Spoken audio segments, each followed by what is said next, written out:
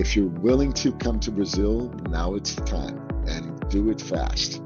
Otherwise, you will the door will close, and you will be left outside for out in the cold for 2-3 years at least. Hey everyone, welcome back to Brazil Crypto Report. I'm your host, Aaron Stanley, and today we have a special episode looking at some of the ongoing crypto regulatory developments in Brazil.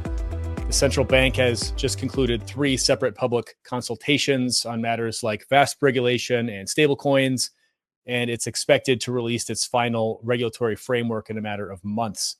So there's a lot going on here, and it's pretty important right now for crypto businesses operating in Brazil and those that intend to operate in Brazil to be paying really close attention to what's happening here. So to break all of this down for us, we have 2 of the best crypto lawyers in all of Brazil joining us. We have Marcos Rocha, who's a partner at Veirano Advogados, and Tatiana Guazzelli, who is a partner at Pinheiro Neto Advogados. Both of them are part of AB Token, which is a trade group focusing on Brazil's tokenization industry. So we'll talk a bit about that as well. But Marcos, Tatiana, thank you so much for being here on the show today. Thanks for having me. Glad to be here again. Let's just get started with a couple of quick introductions. Marcos, please take a moment and maybe just tell us a bit about yourself and Veirano Advogados. Well, Veirano Advogados is a full-service law firm in Brazil. We are a large full-service law firm. We are about 70 partners and 350 lawyers. We cover essentially the whole spectrum of Brazilian law, and I lead the fintech, digital finance, and blockchain practice, where I focus more on transactional and regulatory matters involving financial and payment institutions and virtual asset service providers, as well as technology companies. And I also currently serve as the legal director for AB Token. Amazing. And Tatiana, this is your second time coming on the show. So welcome back. Thanks for being on the show again. But please just take a moment to maybe reintroduce yourself. Well, thank you again for having me here. It's a pleasure. So I'm partner at Pinheiro Neto. Pinheiro Neto Advogados is also one of the largest full-service law firms in Brazil. We have around 1,000 members, more than 500 lawyers, more than 100 partners. I'm one of the partners in the financial service practice, and I've been working in the crypto industry for about 10 years now. So we started pretty early, around 2015, when the landscape in Brazil was very, very different from what we have today, and it's been quite a journey. So to get started here, let's give a quick overview of like what's happened in perhaps the last 6 months. I think since we last spoke, Tatiana, you were I think you were on the show in October, November of last year, giving us kind of an update of what's happening on the regulatory situation. And I know there's been a lot that's happened since then, but hoping you could give us maybe kind of a macro level overview of what's all happened in the last 6 months, and then we can kind of dive into some of these areas more specifically throughout the rest of the conversation. Sure. So 6 months ago, the public consultations were had just been launched by the central bank. Now they already closed. The central bank closed the public consultations for comments in the end of February, and since then, central bank has been digesting the hundreds of comments that they received, and central bank has been doing a very great job and being very open to discuss the public consultations with the public, even after it was closed for comment. So AB Token, for instance, and other associations have been having meetings with the central bank to explain the comments made and discuss the main topics that are concerning the industry. I think in general, everyone is anxious for having the regulations in Brazil. We believe that this will bring a lot more safety for the Brazilian crypto industry, but at the same time, there are some important points that still needs to be addressed so that we do have in Brazil a regulation that indeed works for the industry, and it does not kill or jeopardize innovation, but and at the same time bring the safety required for this industry and investors. Got it. Got it. And Marcos, I'd love for you to chime in here, and from your vantage point, maybe give us the overview. Like, what was the central bank trying to achieve with these consultations? Like, what are some of the kind of the sticky pain points, questions that they are still wrestling with? And then I'd like for us also to dive into maybe some of the more I guess some of the more controversial questions that the market maybe isn't in very like widespread agreement on at this stage. Well, there are many sticky points yet to be addressed, as Tatiana mentioned. Well, first of all, we have three public consultations, right? We have draft rule 109, 1010, 110, and 111. 109 refers to the prudential rules and governance rules involving virtual asset service providers.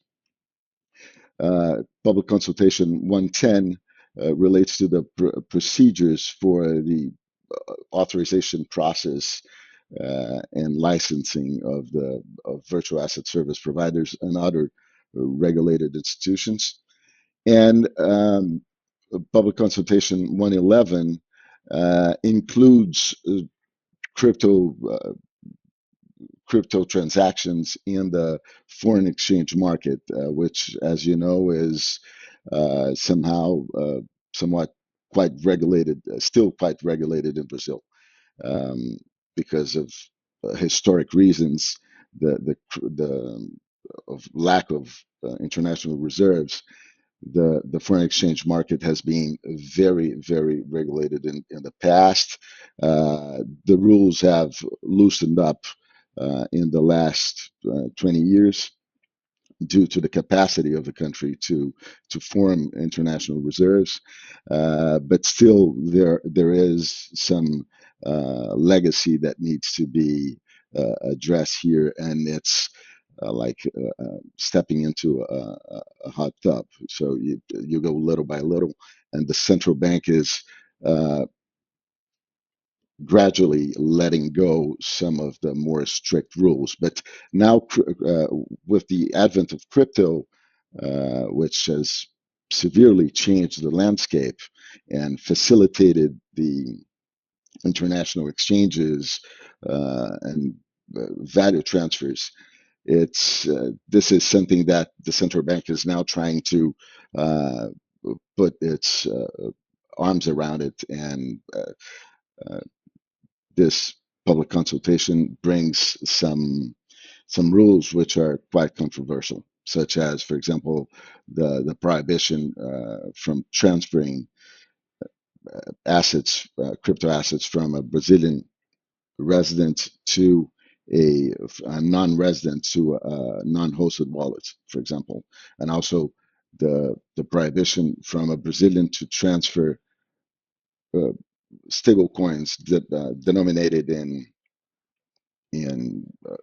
foreign currency into their own non-hosted wallets, and also uh, travel rules and other things which are still uh, that still need to be discussed with the market. And if I may, one thing that is worth mentioning that I believe it makes easier to understand what is behind these public consultations. They've been launched by different departments of the central bank. So 109, 110, which, as Marcus mentioned, deal with the licensing of the virtual asset service providers and the main rules that will guide the operation of these entities, were launched by the NOR, which is the norm department of the central bank, which is basically concerned about how these entities will operate in Brazil from a licensing perspective, the capital requirements that will apply to it, and the general rules that will need to be complied with so that these entities can operate in Brazil in a safe way for the investors and for the system as a whole. Whereas 111 was launched by DEREG, which is the department in charge of the foreign exchange markets in Brazil. So this regulation is much more focused on the cross-border use of crypto, especially stablecoins, which we know that have been used a lot by Brazilians for cross-border remittances.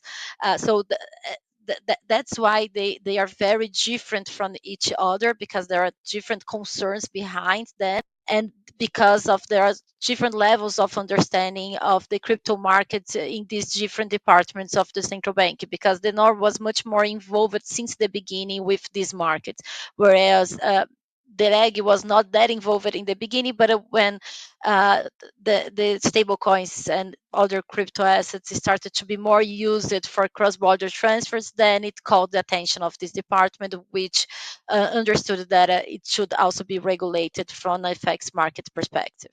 Binance is the largest platform for digital asset trading, with over 250 million users around the world and over 350 trading pairs. Access best-in-class products and services for investors and advanced tools for institutional players. Liquidity matters. Security is non-negotiable. Join Binance today. So you both represent a lot of the players in the market, both domestic players as well as global players that are operating in Brazil. And what has been maybe the response from the market generally to I guess specifically like some of these more controversial points that the central bank is raising about, particularly around the stablecoin, the prohibition on transferring to self-hosted wallets, some of these limitations on using stablecoins to send money just out of the country. What has been maybe the points of contention here, and how has the market received this? The main concern, and I think it's undebatable that the regulation is good for the market. So no one is questioning the existence of the regulation. All the players that we represent in this market understand that it's important to have a regulation in Brazil. But the main concern is that the regulation does not restrict the use of crypto by the Brazilian investors, or make it more costly for the Brazilian investors to access crypto than it is for other investors around the globe, and also that the regulation does not create the wrong incentive, so that the bad players that will not be compliant with the regulation still have some room to operate in Brazil, because it will be so restricted and so costly to be operating in a compliant way that will incentivize the black market of crypto. This is the main concerns. And for instance, just to give some examples, the way that the regulation, especially the public consultation 111, was drafted, there are some concerns with the restriction by the Brazilian investors to access global books of the international players. So the big players, they have their international books of order, which provide more liquidity for the markets. If the Brazilian investors are restricted for you accessing these books, and if we need to have a different order book for the Brazilian market, we'll have less liquidity here. The price will increase for the crypto assets being traded in Brazil. So this is the type of concern that we are dealing and discussing with the central bank, so that we can have a regulation that will address the concerns of the central bank, but at the same time will not close the Brazilian market. Yeah, and just to kind of expand on that, so I think the risk of having a localized order book essentially is we end up with something like what we have with the kimchi premium in Korea, right? Where it's like Bitcoin is like 20% more expensive if you're buying it on a Korean exchange, right? So we might end up with like a caipirinha premium in Brazil or something. It'll develop its own nickname, I'm assuming. But Marcus, feel free to chime in on there. What are some of the other kind of pain points here that the market is wrestling with?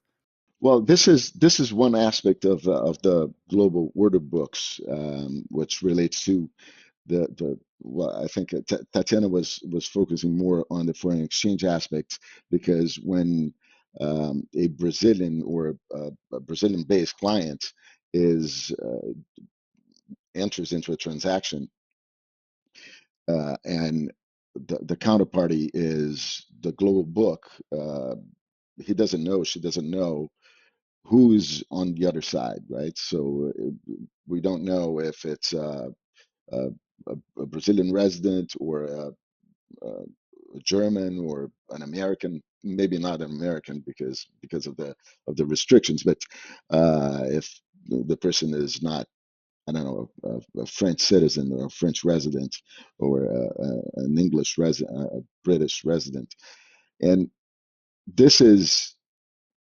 the so you cannot treat this as a foreign exchange, correct? Because the intention is not to send funds to someone outside Brazil, but rather just to enter into a transaction.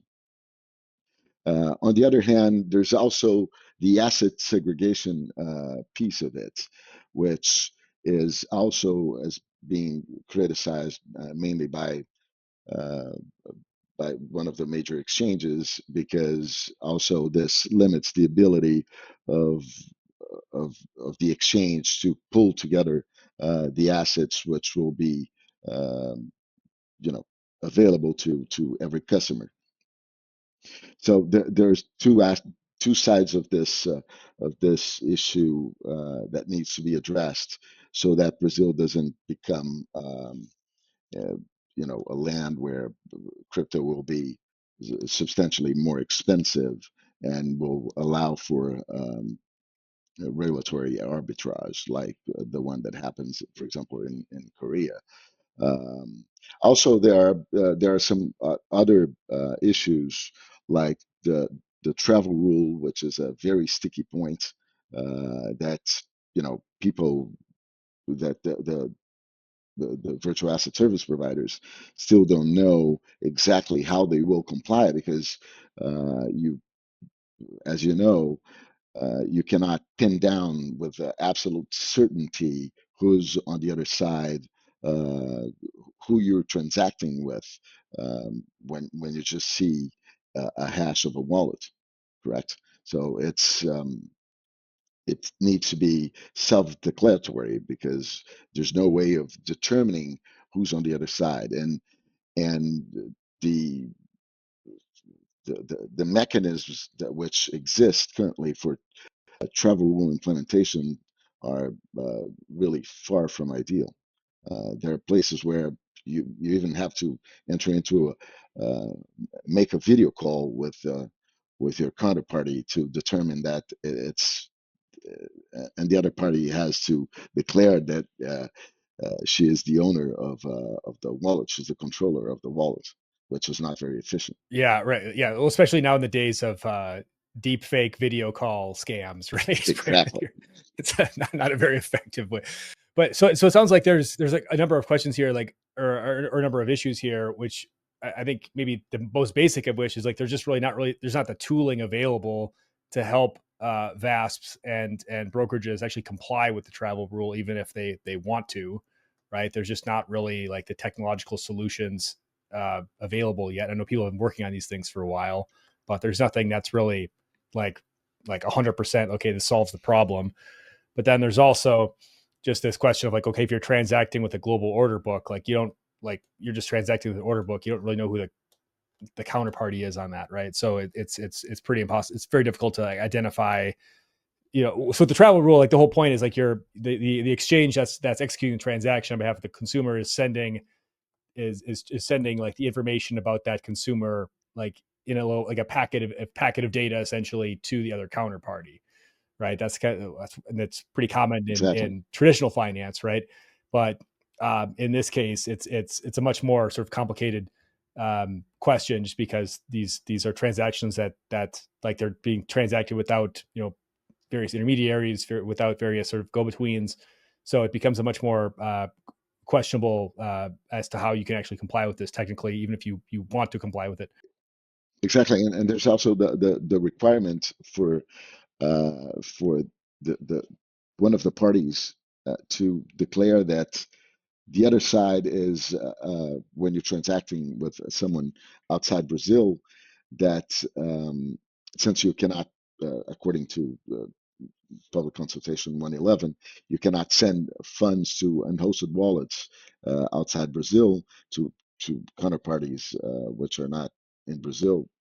So you would have to send to an exchange that is duly regulated at the jurisdiction of its incorporation. So this is also very difficult to implement. And how will the Brazilian FASP be able to comply with that? So these are questions which are very vivid in this debate. Right. And does the central bank in your discussions or in your members' discussions with the bank? I mean, is there sympathy for these concerns? So, like, what's the?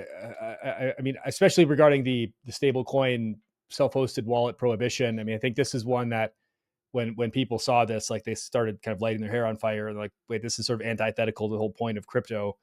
Uh, and has the central bank been? I mean, is this one of these instances where maybe they're just putting out some more kind of extreme ideas just to see what the reaction is, then maybe we pull it back? You know, it's like pulling like a Donald Trump, maybe put out some crazy ideas and pull it back later. Or is this um I'm just trying to get some insight into like what's their logic for proposing these things when I mean I'm sure they knew that this was going to be met with a lot of resistance. Marcus, do you have any, not, I realize you're probably not a mind reader, but like what would you think is like the rationale for proposing some of these ideas that at least on the surface they seem pretty draconian?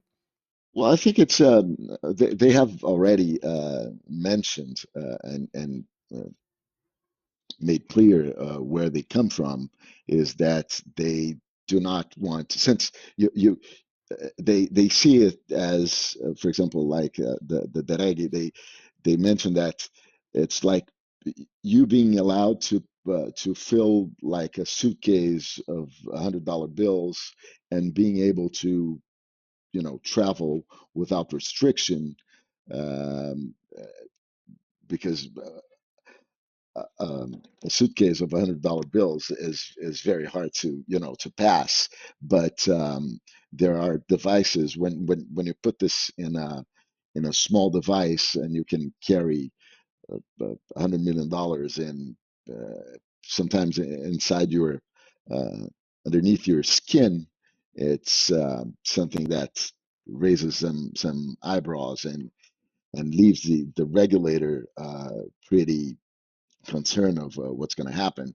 But probably the best way to do this is certainly not to is to actually to implement KYC and AML and FT prevention uh, methods rather than just to flat out prohibit this kind of transaction because um, there was there was a survey that approximately 45% or even more of transactions carried out in Brazil involving virtual assets are have as the counterparty a self-hosted wallet. So to literally implement such a prohibition would uh, either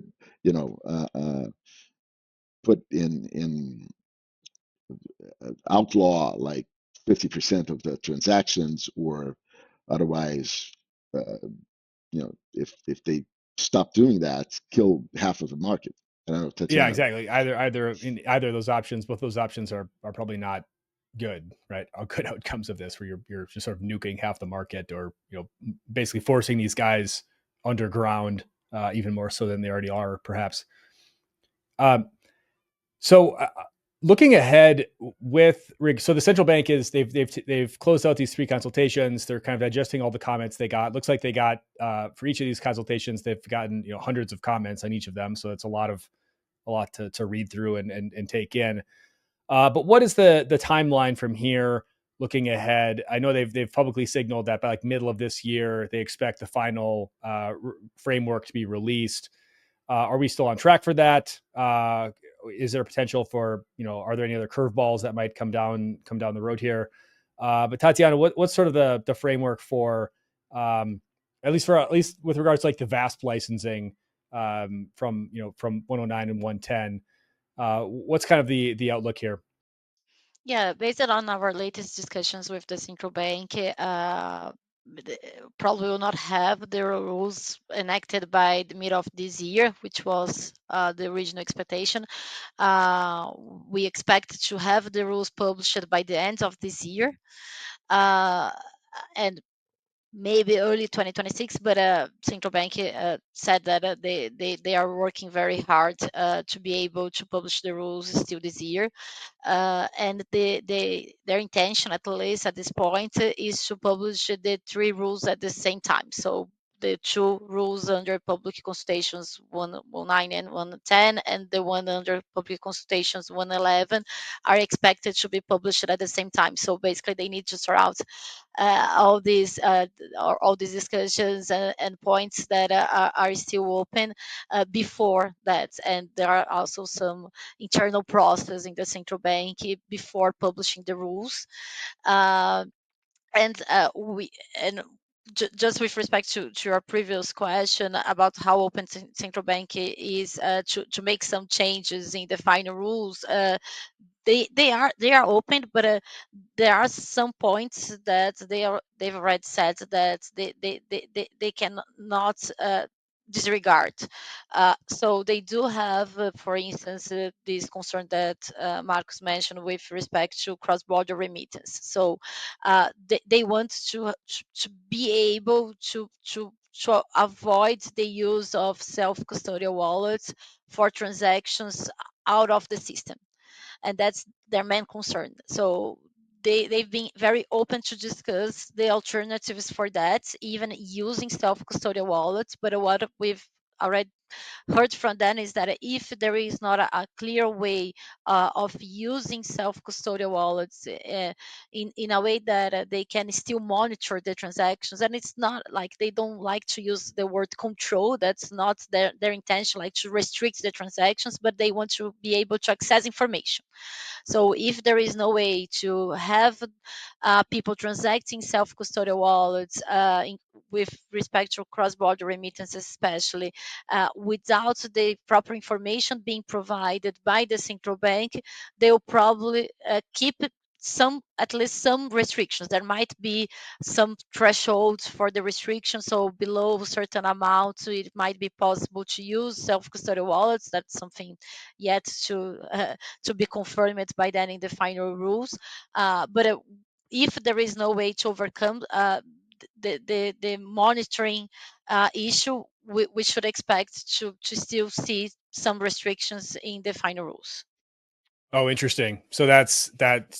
So so right now, like we should be expecting to see that some form of this self custody wallet prohibition like will be in place. It might be mitigated. It might be okay. If I withdraw 1,000 USDC from Mercado Bitcoin to my MetaMask, maybe that's fine. But if I'm trying to withdraw 10,000, that's prohibited essentially. Like we might end up with a situation like that where, as long as you're under a certain limit, maybe it's okay. But if it's anything over whatever they deem to be the critical threshold, that could be, exchanges would basically be prohibited from permitting these withdrawals. Is that the idea? Yeah, very likely. We'll still see some restrictions unless central bank gets comfortable with some way of monitoring these that does not depend 100% on the holder of the wallets, which we know that it's pretty challenging. So it's very likely that we'll still see some restrictions in the final rules. Interesting. So even with a chain analysis or these types of analytics tools, that's still not, they don't necessarily see this as sufficient to be able to meet these monitoring requirements. But it is difficult because like anybody you can just spin up a wallet in a minute, right? Like a new wallet, it's anonymously, right? So there's really no way to really track even if you were to KYC your primary wallet, you could still just spin up your own wallet that's anonymous, right? Within a matter of minutes. So, Marcos, does that resonate with what you've been hearing? What Tatiana was just mentioning? Yes, actually, one of the things that we are trying to do with AB Token, and Tatiana and I are deep into this, is really to try and present the central bank with potential alternatives. For example, the other day I did a webinar with a company called Nominis that specializes in wallet traceability. And for example, this you mentioned Chainalysis, and of course is one of the gold standard in crypto crime fighting in the Web3 scenario. But there are tools which are very specific to determine and to verify if certain addresses are involved in illicit activity, or uh, that they have indications that they have been involved in criminal activity. So, and by looking according to these tools, for example, uh, uh, if you look at the activity surrounding um, the wallet, and you can determine with a high probability if that has been, even if it's a brand new wallet, if it's being created for or used in illegal activity. So in that sense, it wouldn't you could at least have a pretty good objective score, like risk assessment of like, is this, how potentially risky is this wallet, or is this potentially being used for some sort of nefarious thing? And that, so going back to the VASP licenses question, I do understand, or my understanding is that the bank is considering like giving preferences in kind of the licensing queue once this is finally formalized, to companies that have already been like operating in Brazil. They already have some sort of operation here. They have a local entity set up here. I mean, do we know, like, I guess, what do we know at this stage about like what's going to be happening once these regulations are finally released, whether it's end of this year, early next year now, which it sounds like from what Tatiana was just saying. Like, what do we know about that? What's going to be happening like once that shoe drops, essentially? Tatiana, do you want to go ahead there? So once we have the actual rules being published, we are gonna have the cutoff date for those that are already operating in Brazil to be grandfathered and be able to keep operating while applying the course for the license, and those that are not operating by then to require prior license from the central bank in order to start operating.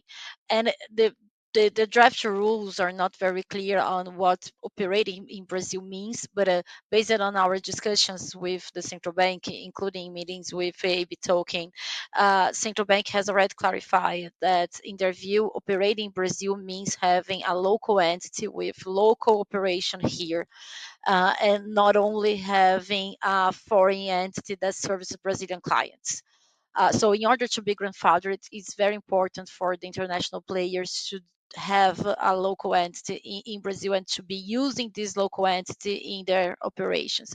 It does not mean that 100% of the activities needs to be brought to Brazil necessarily, because we do have in the draft rules the concept of essential service providers, and the VASPs that will be operating in Brazil will be able to engage essential service providers, including their foreign entities of their own group or other international service providers in order to provide their service to the Brazilian customers.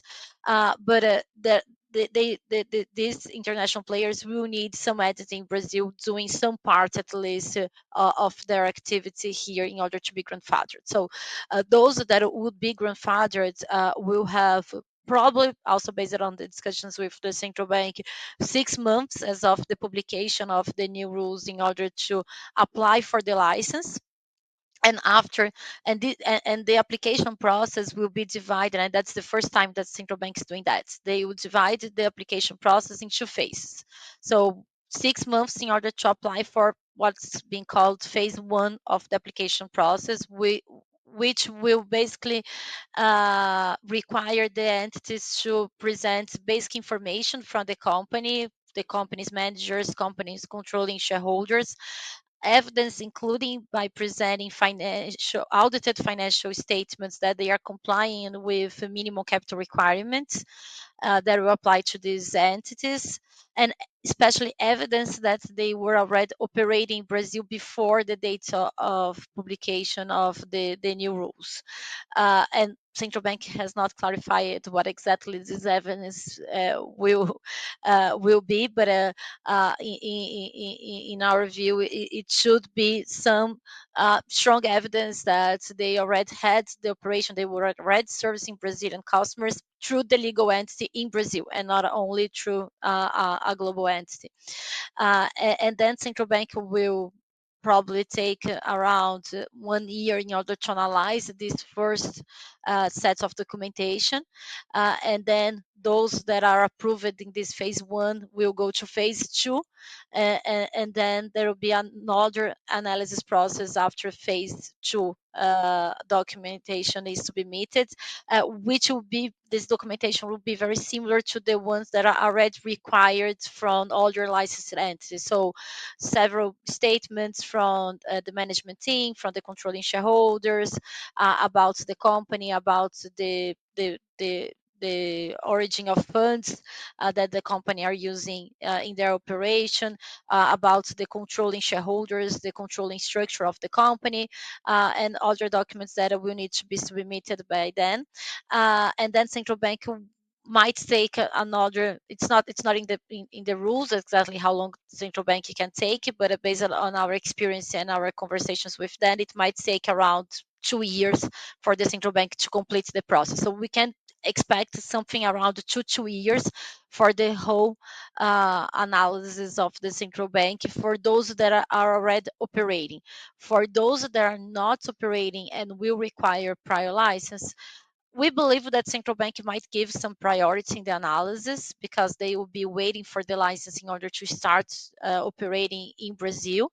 But we don't believe that it will be a very fast process because central bank will take, in our view, around 2 years maybe to analyze in any case all the documents that will be submitted and approve this company. So, okay, wow. So about 2 years from the time the application is actually submitted, it'll be about 2 years, and just to be these various stages of the phase 1, phase 2, and then a final analysis essentially. And that whole process you expect to take about 2 years in total for if you've been grandfathered in, you've already been operating in the country for some time, essentially. Yeah, 2 to 3 years for those that wow. will be grandfathered. Yeah. Wow. Okay. Yes, So I would say more like 3 years. more like It's, 3 years. this Okay. is at least my. All right. Well, wake me up in 2030. Yeah, this is a challenging scenario. So one recommendation that we have and that we tell everybody is if you're willing to come to Brazil, now it's the time and do it fast. Otherwise, you will the door will close and you will be left outside for out in the cold for 2-3 years at least. Wow. And then so what's your practical recommendation? Say somebody's listening to this and like, oh shoot, I should probably get on this and start paying attention here. Like what would you recommend somebody do as of now in April, May 2025? Like what's the best steps to be taking, Marcus? Well, definitely to learn about the market, learn about the rules, contact some good lawyer like Tatiana, and enter the market. It's and plan the entry of the markets. It's fundamental that they do this. But given that we don't know exactly what the evidence is that the central bank is going to be requiring to demonstrate that you are quote unquote operating in the country, is it? I would assume at least like setting up like a company here, having some employees here, having all the relevant kind of financial accounts here and that type of thing. Not only that, you have to prove that you've been operating professionally on a regular basis. Okay, so it's not just like setting up a shell company and being like, "Oh, I have a legal company." No, this might have worked in the past, but this is not going to happen this time. They made it very clear that although there's no predetermined volume, but they will see that, well, if you have a client, even if you have just one client or a couple of clients, and you're doing one of the activities set forth in the law 14478, then like on and off ramp, uh, uh, trading pairs, and selling crypto, you'll be doing an activity that is covered by the law, and you will be able to be considered for grandfathering.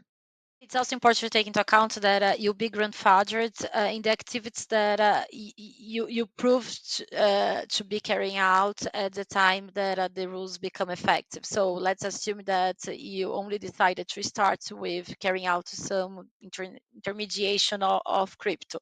So and just to remember that I will have three different categories of VESPs in Brazil. We'll have the intermediaries, we'll have the custodians, and the exchanges, which will basically be carrying out both intermediation and custody.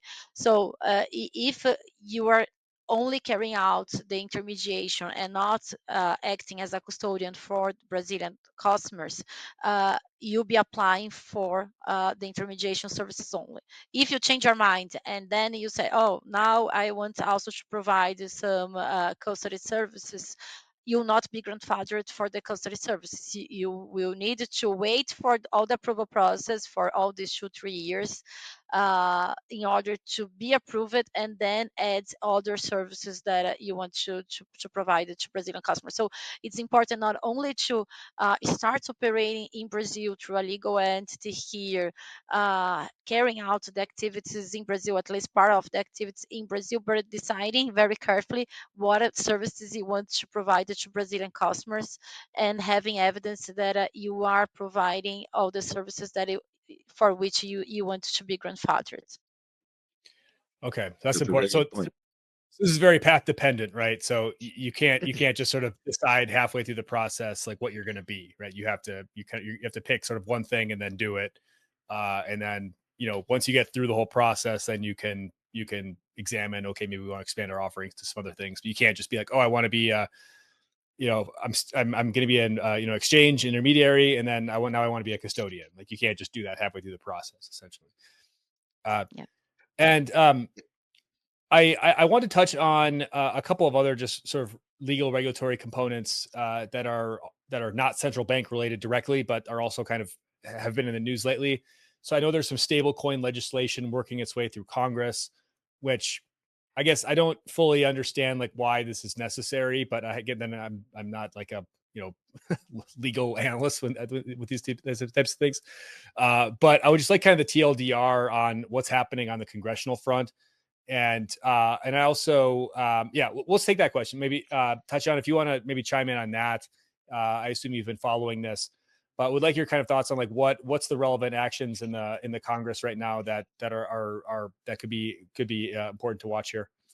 Yeah, no, that's a great question. And actually, AB Token has been done a great job there in the Congress to try to discuss with the congressmen, women, and also explain the industry's view on that, because we do have nowadays in Brazil several bills of law with respect to crypto. So stablecoins, for instance, as asset segregation, and there are a bunch of other bills of law.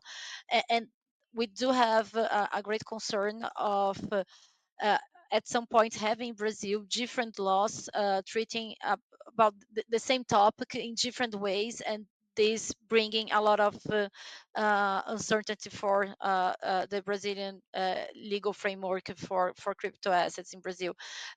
So what we've been manifesting through, especially through eBay token, the Congress, is it's very important to be very careful on any new laws that will be enacted, and really think, in keeping with what you said, Aaron, if it's really necessary.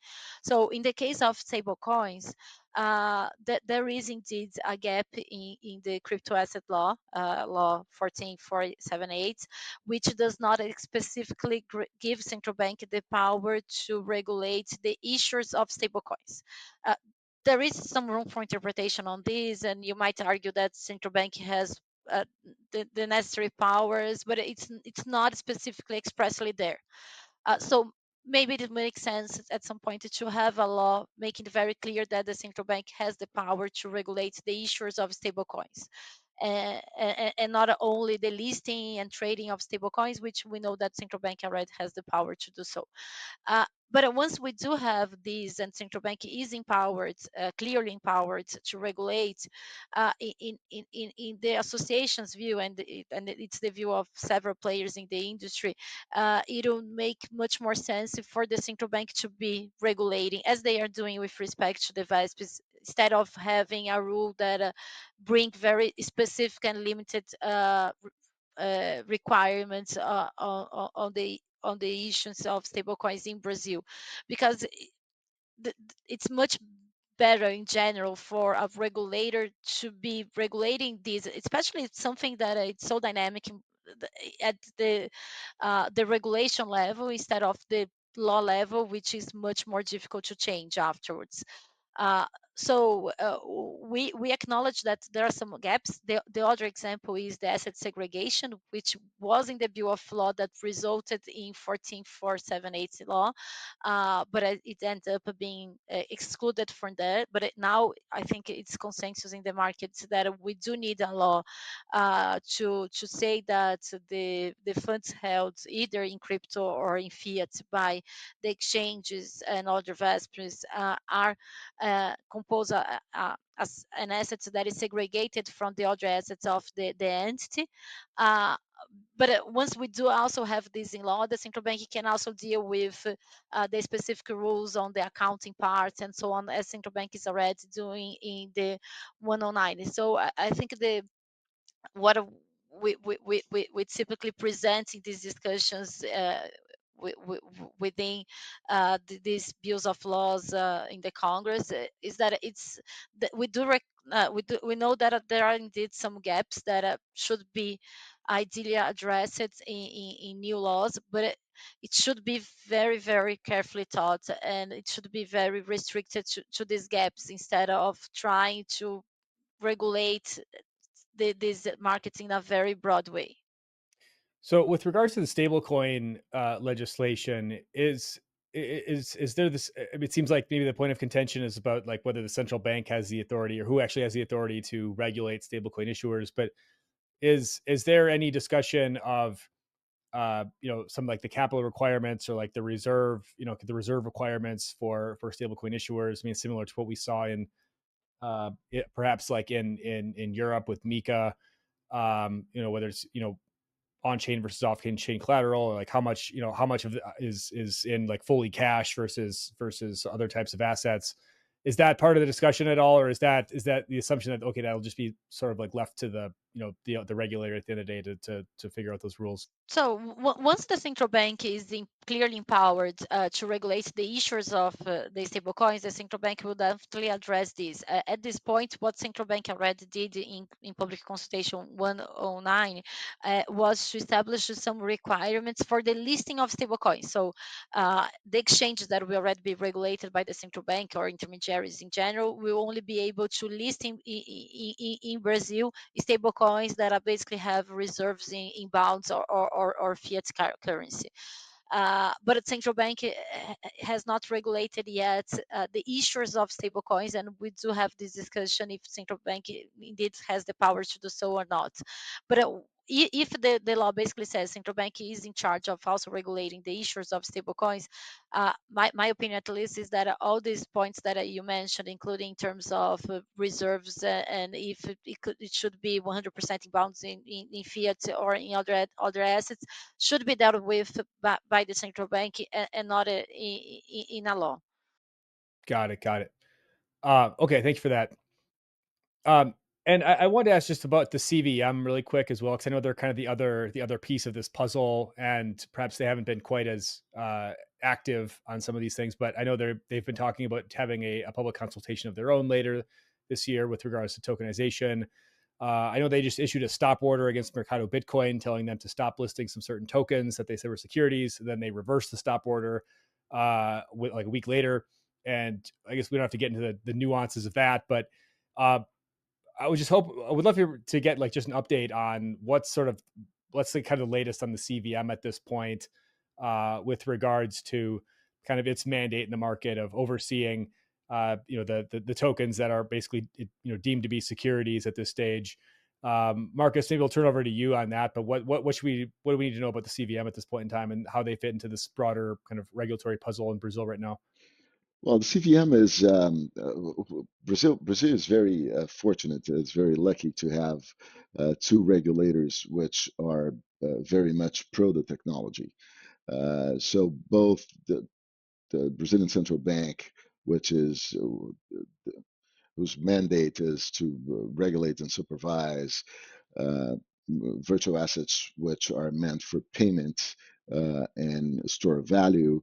On the other hand, the CVM does not is will regulate those crypto assets which are deemed securities under Brazilian law, especially if they're digital representations of existing securities, or otherwise if they represent a investment contract pursuant to the Brazilian securities laws. Um, and this, the Brazilian CVM has been acting in my opinion, in a very cautious way, not to choke the market, but also uh, looking for excesses and trying to preventing um, initiatives which are clearly fraudulent. I think that the CVM is doing a great job in that regard, and it's very open to um, and very welcoming of the new business models, and it's put together it put together um, the sandbox, which has been operating for over 2 years now, very successfully, by the way. Um, and it's now looking at modernizing its actually maybe modernizing would not be the exact the proper expression, but it's rather working on the adaptation of the regulation to the reality of the blockchain technology. Because, for example, in in blockchain, you don't need uh, central custodians, you don't need bookkeepers, you don't need a series of service providers and intermediaries, which are just incompatible with not compatible with the technology. So this is what the CVM is looking at now, and the way it is doing that is raising the thresholds of existing uh, regulations, such as Resolution 88, which allows for the issuance of the public issuance of securities without um, compliance with uh, the full range of requirements that a full-blown securities offering would be This is basically subject to. the crowdfunding rule, essentially, right? This Yes, originally. Originally, yes, and crowdfunding is something that in Brazil that does not have a very good name, not because of anything, but just because in the past, especially in the VC market, if you had to recur to crowdfunding, uh, it's essentially that you can get funds with anybody else, especially with the serious. Um, uh, Financiers. Uh, but which is not true. I realize that it's not true for the United States and Europe, and especially the UK. Got it. Got it. Uh, and then just to close out here, I wanted to, we've been talking a bit about AB token, kind of sort of extemporaneously in this conversation here, but I wanted just to just ask a direct question about like kind of what is the mission of AB token, and like what are you guys kind of looking to achieve? How can folks get involved if they find it interesting? Like who are you trying to like recruit as members? Um, Maybe Marcus, if you want to take that question, and then Tatiana, if you want to add in. Well, the mission of AB Token is just like any other that of any other trade association. We essentially want to assist our associates to participate in the market and to interact with regulators to promote uh, the issuance of good regulation and promote studies, promote connections, take their demands to the regulators, promote the discussions, and hopefully achieve a good socially desirable outcome. Yeah, and it's just worth adding that IB Token has as associates several players in this industry, not only companies that operate with tokenization, but also VESPs. And by the way, AB Token has done a great job with respect to the public consultations from the central bank. Both Marcus and I and several others helped with that, and there were several meetings with the associates because the association has this very clear mission of listening to the associates and trying to convey to the regulators what the associates want. So we've done several meetings with the associates in order to be able to present to the central bank the comments to the public consultation. So the comments that have been presenting actually reflect what the members of the association believes and wants for the market. Amazing. Well, great. Thank you both for joining the show here today. I appreciate it. It's really great getting kind of the download on the regulatory situation right now and this whole rulemaking process. I understand it's pretty complicated, even for Brazilians as well as for gringos. So I appreciate you both being here to illuminate some of these complexities. Just any final thoughts from either of you, and how can folks find you if they want to learn more about, I guess, yourselves individually or about Abe Token? Maybe Tatiana go first, and then Marcus. Oh, thank you for having me here again. It's been a huge pleasure. And I think the easiest way to find me is at LinkedIn. Perfect. Marcus? Yeah, me too. Me too. On LinkedIn, if you look for Marcos Rocha crypto, you'll probably find me. Amazing. All right. Well, cool. Well, thank you both. Appreciate your time, and we'll have to maybe in a few months we'll have you back for an update, see how this is all progressing. Hopefully, no more delays. Fingers crossed, but we shall see. But appreciate you both being here, and thanks everyone for watching. We'll see you next time on Brazil Crypto Report.